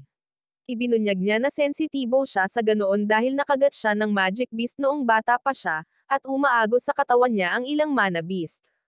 Nang makilala ang ama ni Hatori, tinanong niya si Sai ng ilang mga tanong na may kinalaman sa kasal, ngunit hindi nakuha ni Sai ang anumang palatandaan at ignorante niyang binigay ang kanyang salita na protektahan si Hatori hanggat nabubuhay siya, na nagpapasaya sa ama. Kaya't tinawag niya ang isang piging, at habang nagpipiestahan ang lahat, nagtataka si Sai kung bakit sila excited dito. Kalaunan ng gabing iyon, habang naghahanda siyang matulog, binisita siya ni Hatori, handang sumama sa kanya pagkatapos ng maraming naunang pagmumuni-muni. Gayunpaman, pinigilan niya siya bago niya mailabas ang kanyang mga asset at tinanong kung ginagawa niya ito dahil sa kanyang pamilya. Pagkatapos ay binanggit niya ang patuloy na pag-uusap sa kasal, humihingi ng paumanhin sa hindi pagsabi sa kanya ng mas maaga. Gayunpaman, iniisip ng bidang ito na tumanggi siyang sabihin sa kanya dahil ayaw niyang pakasalan siya. Sa sandaling iyon nalaman niyang kasama niya ang pinakamay mahinang utak na lalaki sa buong sibilisasyon ng tao. Umiiyak siyang umalis, sinabihan si Sai na kalimutan ang lahat ng nangyari noong gabing iyon, na nagpaisip kay Sai kung ano ang ginawa niyang mali. Pagkatapos, biglang sumulpat ang ilang mga assassin sa village out of nowhere, nagbabalak na paalisin siya dahil pinaiyak niya ang kanilang prinsesa. Agad siyang tumakbo para sa kanyang buhay, at hinabol siya ng mga ito, ngunit naligtas siya nang biglang pumasok sa isang bitag ang mga humahabol sa kanya. Nagulat siya at napagtanto niya na iniligtas siya ni Tiroya. Sinabi niya sa kanya na sumama sa kanya upang magkaroon ng kasiyahan sa kanyang buhay, ngunit tumugon si Sai na hindi siya mahilig sa mga maikling babae, na nagpapainis sa kanya. Siya ay nagbanta na ipapadala siya sa ibang mundo sa halip, ngunit hindi binubuksan ni Sai ang kanyang pantalon kahit nasa punto ng kutsilyo. Sinabi ni Tiroya na gusto niyang makita kung paano niya pipigilan si Kina na matapos, na ikinagulat niya. Samantala, hinihintay ni Kina si Sai habang ipinagdiriwang niya ang kanyang kaarawan. Gayunpaman, siya ay pinapanood ng ilang kay-takot-takot na lalaki sa misyon na tapusin siya. Ibinunyag ni Tiroya na ang mga asasin ay ipinadala ng kanyang ama, ang arsobispo. Sinabi pa niya na ang kanyang pamilya ang may pananagutan sa pag-aalis ng sinumang itinuturing ng Suorya na mapanganib, at sa ilang kadahilanan, ang target nila sa pagkakataong ito ay si Kina. Nagalit si Sai at agad na nagpakawala ng lakas na nakakatakot kay Tiroya. Agad siyang tumakbo, at nagpakita si Koroni, na nagsasabing hindi siya makakakuha ng anumang mga katanungan. Sinabi ni Sai sa kanya na dalhin siya sa akademya, ngunit tumanggi siya, sinabing nagtatrabaho siya para sa laban at ang kanilang desisyon ay ganap. Si Sai gayunpaman, ay iginiit na pumunta, at sinabi niya sa kanya pagkatapos na kailangan niyang pigilan siya sa lahat ng mga gastos habang inilabas niya ang kanyang baril. Ngunit pagkatapos, ibinaba niya ang kanyang baril at lumapit kay Sai para mahaylan nito ang kanyang buntot, at ma-deactivate siya. Samantala, si Yoko, na nasa paligid din, ay biglang nagsimulang mag-react sa magic beast mana sa loob ng kanyang katawan.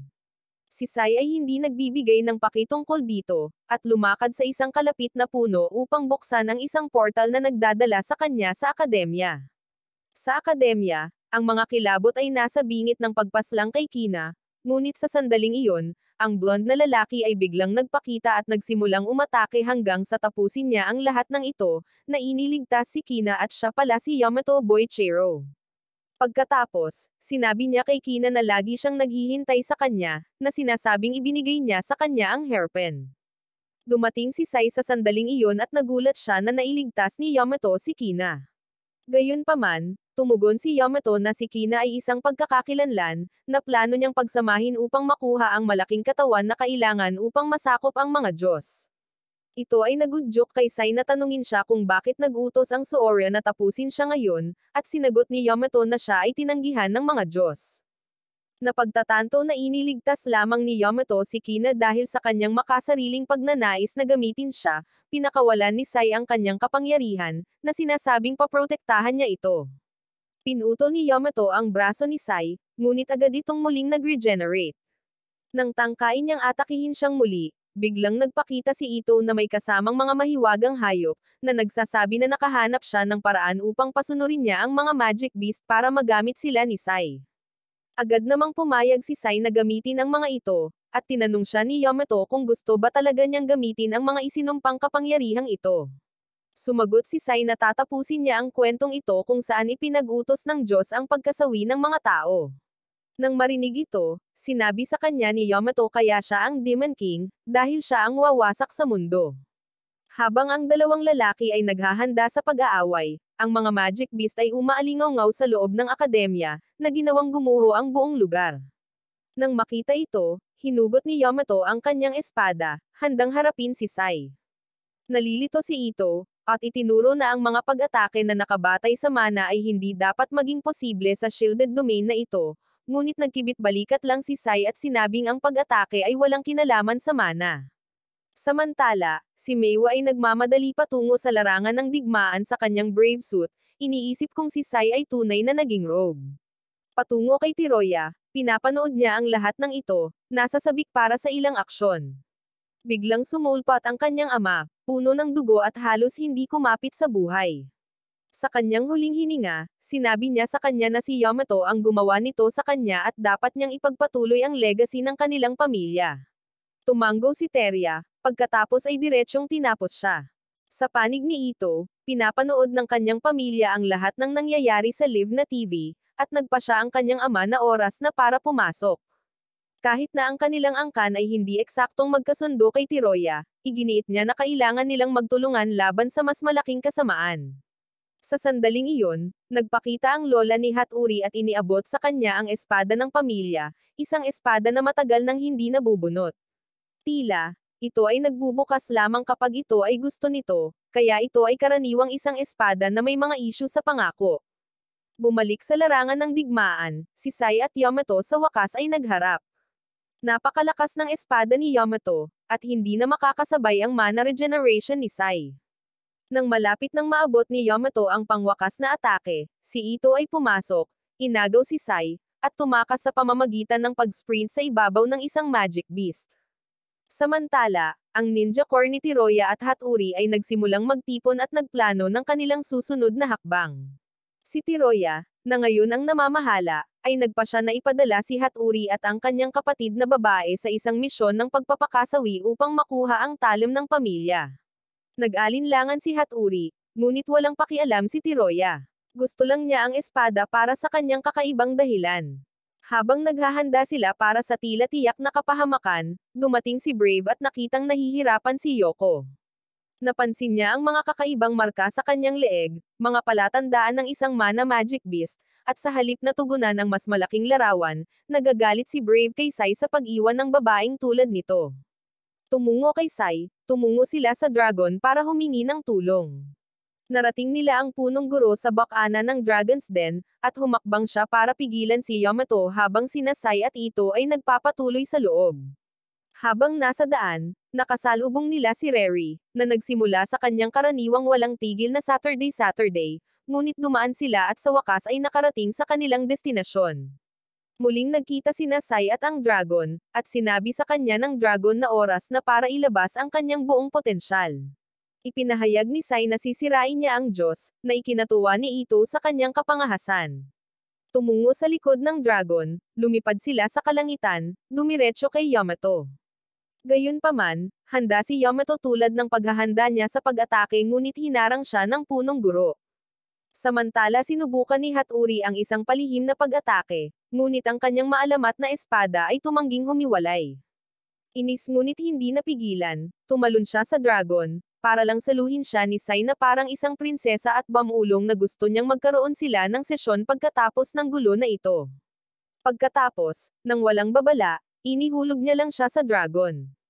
Na parang hindi pa sapat ang gulo, biglang nagpakita si Brave at inatake ang dragon, humanga ngunit hindi nabigla. Hinarap siya ni Sai sa isang aerial battle, na nagsasabi tungkol sa kung paano niya sisirain ang mismong pilosopiya ng Diyos. Si Brave, as always, ay hindi ito nagets at patuloy lang sa pag-indayog dahil gusto niyang maging bida sa kwento. Samantala, sina Haturi at Yoko ay nagtatanggal ng mga magic beast.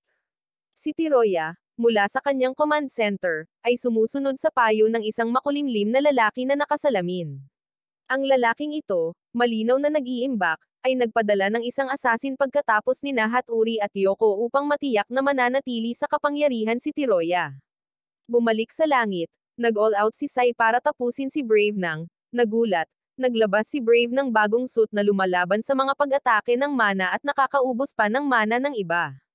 Sa sandaling iyon, ang isang napakalaking airship ay dirdiretso na ngayon patungo kay Sai, na ipinadala ng pamahalaan upang burahin ang lahat ng bagay sa landas nito. Sa buong kapangyarihan ng dragon, humarap si Sai sa airship sa isang walang humpay na labanan. Sa lupa, sa wakas ay ibinunyag ng punong guro ang kanyang malaking sikreto. Isa siya sa mga mandirigma na tumalo sa huling Demon King kasama si Yamato, at ngayon alam na niya ang tunay na ambisyon ni Yamato, ang maging susunod na Demon King mismo. Habang nagsasagupaan ang dalawa sa ibaba, ang labanan sa langit ay umabot sa kasukdulan. Nagawa ni Sai na ibaba ang airship, ngunit sa isang gastos. Ang kanyang reputasyon, na nasa shambles ay lalo pang lumubog.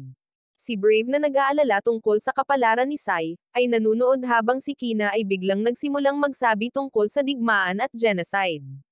Sinisikap siya ni Ito na pigilan ito, ngunit iginiit ni Kina na baka ang pagpapasabog ng lahat ay ang tanging paraan upang magkaroon ng kapayapaan. Sa susunod na mga taon, lumalabas na si Yamato ay talagang isang manlalakbay ng oras, nahibang sa isang may sapat na gulang na blonde na bersyon ni Kina. Ngunit napunta sa timog ang mga bagay nang siya ay naging isang singularidad para sa screen ng Demon King. Determinado siyang kunin ito, sinimulan niya itong habulin sa paglipas ng panahon na parang stalker na may sakit sa kaisipan. Bamantong hininga siya sa principal, sinasabing siya ay nagdusa ng walang katapusan, ngunit sa pagkakataong ito hindi siya madadaig. Ang principal na tila hindi na makatayo, ay wala ng lakas para harapin siya. Nang malapit na siyang tapusin ni Yamato, sinira ni Brave ang eksena, na parang siya ang pangunahing karakter. Sinusubukan niyang makipaglaban, para lang mag-freeze dahil sa isang plot twist. Si Yamato ang mismong lalaki na gumawa ng kanyang suit. Sa halip na kamao ang gamitin, lumipat si Brave sa Talk no Jutsu mode at kahit papaano ay nakumbinsi si Yamato na dalhin siya sa loob ng lumang kuweba ng dragon sa hindi malamang dahilan. Samantala, naririto pa rin si Haturi na nakikipaglaban sa mga magic beast habang si Yoko ay halos hindi na nakatiis sa buhay. Sa ibang lugar, si Reri ay naghahadges ng mga kamay laban sa buong bloodline ni Tiroya habang hinahanap nila ang labi ni Sai. Upang pukawin ang kaguluhan, matapang niyang inakusahan si Tiroya na tinapos ang kanyang sariling ama, na nagdulot ng kaguluhan sa kanyang hanay. Pagkatapos solong nakipaglaban sa ilang mga kaaway, si Tiroya mismo ang humarap sa kanya, na sinabi ito bilang pekeng balita. Tinipon niya ang kanyang pulutong at pinalibutan si Reri, sinusubukang tapusin siya kaagad. Sa panig ni Ito, naglalaro siya ng bodyguard para kay Kina at ang Magic Beast Control Device, ngunit nagsisimula siyang maghinala ng isang taksil sa kanilang panig. Ito pala ay ang stretchy rubber dude mula sa dati, ang parehong isa na sinubukang tapusin si Haturi. Ibinato ni Ito ang lahat sa kanya, ngunit lahat ng iyon ay tinakpen niya na parang iba ang pagkakagawa niya. Sa sandaling ang mga bagay ay mukhang malungkot para sa parehong Reri at Ito, ang Student Council sa wakas ay pumasok at iniligtas sila. Hinaharangan ng katawan ng Bise-Presidente ang mga pag-atake ng goma, habang ang iba ay humahampas ng mga kumpay sa mga kaaway sa paligid ni Reri, na pinapantayan ang larangan ng labanan. Pagkatapos, pumasok si Yamato sa lugar ni Ito. Nakikita niya ito bilang ang taong nagtaksil sa kanyang kapatid, pero ang nakikita niya lang ay si Kina. Sinusubukan niyang bigyang katwiran ang kanyang sarili, ngunit biglang nagpalit ng personalidad si Kina, nagsasalita sa isang mature, hindi makamundong boses. Tinawag niya ang pagiging makasarili ni Yamato, na sinasabi na kung bakit hindi siya magtatagumpay. Tinanggihan ni Yamato ang kanyang karunungan at sa halip ay dinukot siya. Sinubukan siyang pigilan ni Ito, na pinalakas ng parehong paghihiganti at tungkulin, ngunit sinaktan siya ni Yamato ng brutal na katotohanan, na sinasabing hindi siya kailanman makakagawa ng pagbabago sa parehong malaking puso at sa malalaking asset na iyon. Pagkatapos ay umalis siya kasama si Kina. Samantala, Nakawala ang Rob Berman sa bitag ng Bise-Presidente at muling nag-rampage, na napilitang tumakas si Ito patungo sa lab sa huling pagsisikap. Bumalik sa panig ni Rary, pinalaki ni Tiroya ang mga bagay sa pamamagitan ng pagtawag kay Haturi, na pinipilit siyang lumaban kay Rary. Tumanggi si Haturi noong una, ngunit nang magbanta si Tiroya na gagamitin si Yoko bilang leverage, wala siyang pagpipilian kundi sumunod, na nagdarasal na kahit papaano ay buhay pa si Sai.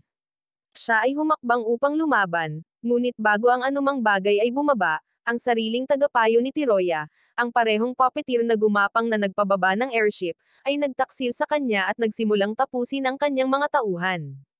Lumalabas na bahagi siya ng Simo-8 at naniniwalang si Tiroya ang tumapos sa kanyang ama. Dahil sa kaguluhan na nagbibigay sa kanila ng pagbubukas, ang Student Council ay nakatakas habang tinalo ni Rary si Haturi. Sinabi niya sa kanya na kung mailigtas niya ang kanyang kapatid, mahusay. Kung hindi, walang sama ng loob, dahil halos walang silbi si Haturi. Si Tiroya, nang makitang gumuho ang kanyang mga plano, ay nagpa siya na tapusin si Yoko sa kanyang sarili.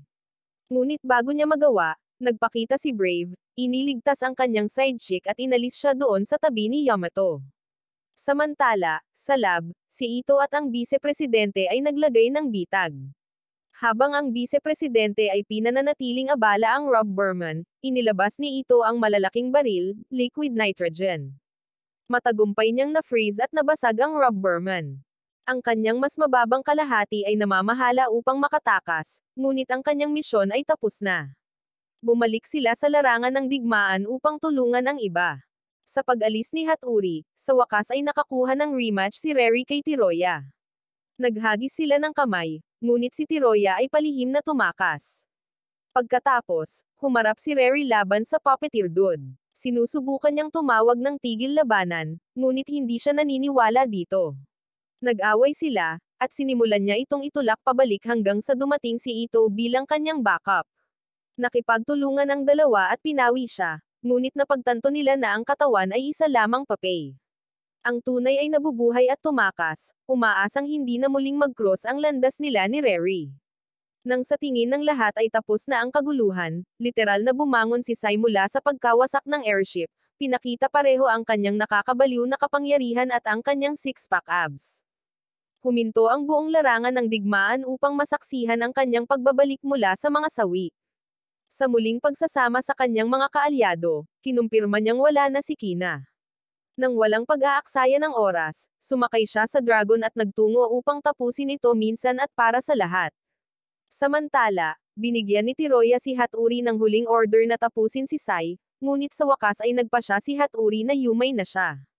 Sinabihan niya si Tiroya na tumahimik at opisyal na tumalikod sa kanyang pamilya.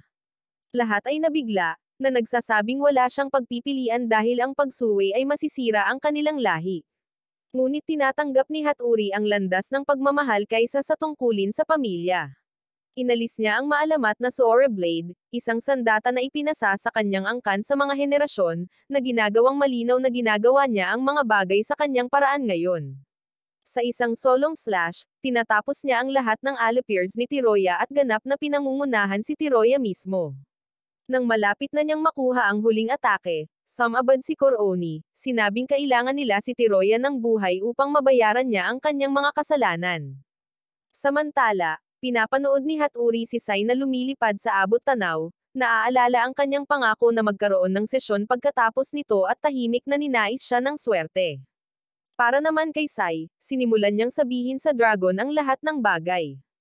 Inihayag ng dragon na bawat 100 taon, binabago ng Diyos ang mana ng ilang tao, na ginagawa silang mga hari ng demonyo.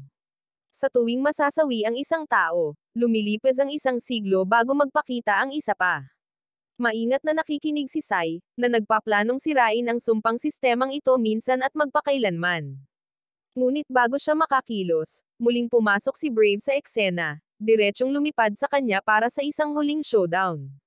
Magkaharap sina Brave at Sai, ang tensyon sa pagitan nila ay tumitindi. Hinihiling ni Brave na malaman kung bakit sinusubukan ni Sai na alisin ang Diyos. Kalmadong sinabi ni Sai na gusto niyang baguhin ang buong sistema, ngunit ipinagtanggol ni Brave na may mga bagay na dapat protektahan, na itinuro ang babaeng iniligtas niya sa pamamagitan ng pagiging bayani. Sinabi sa kanya ni Sai na walang pakialam, na masisiguro niya ang kanyang kaligtasan kung bibigyan siya ng pagkakataon pero nagalit si Brave. Nang walang babala, naglunsad siya ng isang pag-atake, determinadong patahimikin ang mga ambisyon ni Sai gamit ang kanyang sariling mga kamay. Sa pagsisimula ng kanilang laban, nakakaramdam ang dragon ng matinding takot dahil sa kakayahan ni Brave na tumanggi sa mana.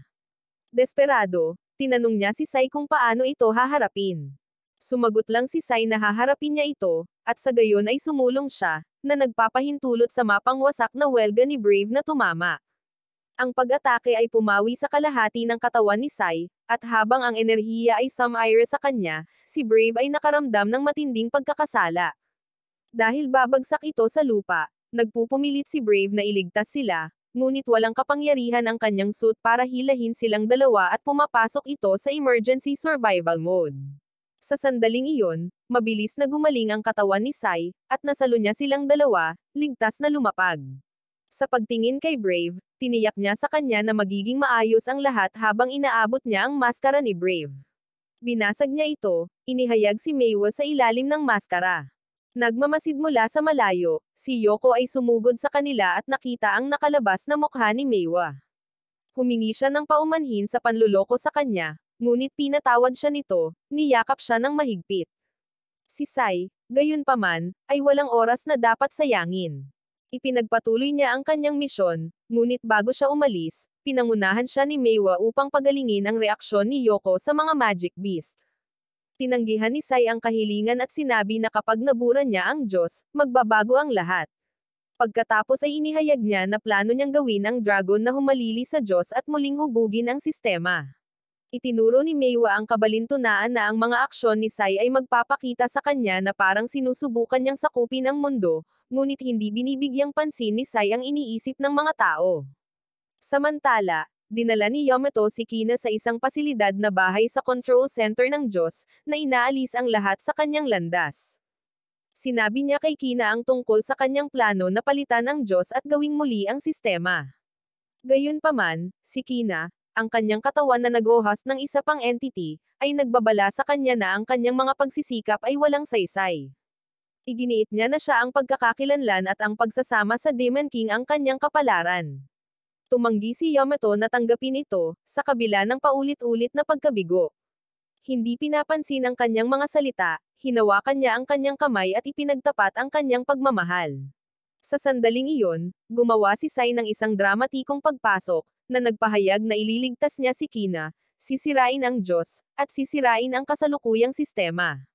Si Yamato, na ayaw umatras, ay inilabas ang kanyang talem at umatake. Hinihiwa niya ito sa kalahati, napagtanto lamang na isa pala itong ilusyon. Nagpakita si Sai mula sa likuran at naghatid ng isang mapangwasak na atake, na nagpapalipad sa kanya. Pagkatapos ay nilinaw niya ang kanilang pagkakaiba. Bagamat mukhang magkatulad ang kanilang mga layunin, nilayo niyang alisin ang Diyos, hindi kontrolin ito.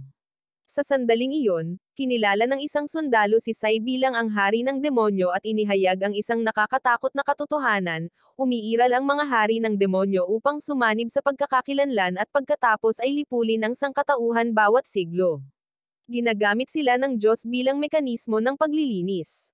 Kinilala ito ni Sai ngunit tumanggi siyang sumanib kay Kina. Nangako siyang sisirain ang cycle. Sinasabi ng mga babae sa pasilidad na ang lahat ay bahagi ng plano ng Diyos. Kung sisirain ni Sai ang Diyos mula sa labas, magdudulot lamang ito ng kaguluhan ngunit hindi natin nagsisay. Tatapusin niya ang mabagsik na siklong ito, na nagpapatunay na ang Diyos ay walang iba kundi isang sistema. Biglang, ang pasilidad ay umakyat sa kalangitan, na nagpapagana sa mga huling depensa nito. Ipinatawag ni Sai ang dragon para sa isang huling misyon. Determinado siyang harapin ito, kahit na nangangahulugan ito ng kanyang sariling kasawian. Si Kina, na ayaw siyang masawi, ay sinundan siya. Sa loob, ang dragon ay nagpasabog ng isang butas sa puno ng buhay, na nagpapahintulot sa kanila na makapasok sa isang pseudo-realm. Binalaan niya si Sai na ang lugar na ito ay lampas sa pangunawa ng tao. Isang alo ng mga archer ang biglang umatake sa kanila, Ngunit ang dragon ay tumungo pasulong, hindi naapektuhan, na umabot sa core. Siya ay naglalabas ng mga wires mula sa kanyang katawan upang sumipsip ng Diyos. Gayunpaman, kung maputol kahit isang wire, mabibigo ang proseso. Habang naghahanda ulit ang mga archer ng kanilang pag-atake, nilalabanan sila ni Sai upang protektahan ang dragon pero nagpupumiglas siya. Nang makita ito, gumawa ang dragon ng isang marahas na desisyon. Inilabas niya ang lahat ng hindi pa nagamit na mana ni Sai para palakasin siya. Ang power surge ay nagbibigay ng lakas kay Sai, na nagtatapos sa mga puwersa ng kaaway.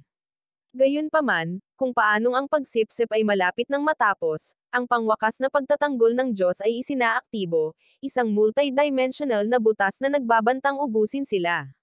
Napagtanto ni Sai na sa pamamagitan ng pagpapakawala ng lahat ng kanyang kapangyarihan, maaari niyang sirain ang buong Diyos at ang Pseudo-realm. Ngunit nag-aalangan siya, nagdududa sa sarili. Pagkatapos, nagpa siya upang makita ito, naghahanda siyang ilabas ang lahat. Sumabad si Kina, nakikiusap sa dragon at upang matiyak ang kaligtasan ni Sai. Nangako ang dragon na protektahan siya, kahit na nangangahulugan ito ng kanyang sariling kasawian. Nag-iiwan ng ngipin bilang isang alaala, masakit na isinakripisyo ng dragon ang kanyang sarili, na humahantong sa isang nakakabulag na pagsabog, na nagpawi sa pasilidad at sa Diyos mismo. Bilang resulta, pumasok si Kina sa isang misteryosong espiritual na kaharian kung saan nakilala niya ang isang alternatibong bersyon ng kanyang sarili. Ang isa pang sarili na ito ay nagpapakita na siya ang dahilan kung bakit si Kina ay tina-target sa lahat ng panahon. Napagtatanto na maaari nilang bigyan ng normal na buhay si Sai, pinagsama ng dalawa ang kanilang kalooban at kumilos. Habang ang alikabok ay naaalis, ang mundo ay nasasaksihan ang pagkawasak ng Diyos. Sa kabutihang palad, si Sai ay nagpakita na buhay at muling nakasama ang kanyang mga kaibigan. Kakaiba, ang mga alaala ng kanyang pagkakakilanlan na Demon King ay nabura sa isipan ng lahat maliban sa kanyang pinakamalapit na kakampi. Ito ay ginawa ni Kina, na nagbibigay kay Sai ng pagkakataong mamuhay bilang isang ordinaryong estudyante sa high school. Gayunpaman, ang kapayapaan ay tumatagal lamang ng ilang sandali, dahil ang itim na pato na ito ay muling kinikilala si Sai bilang ang Demon King, na minarkahan ang simula ng isa pang problema.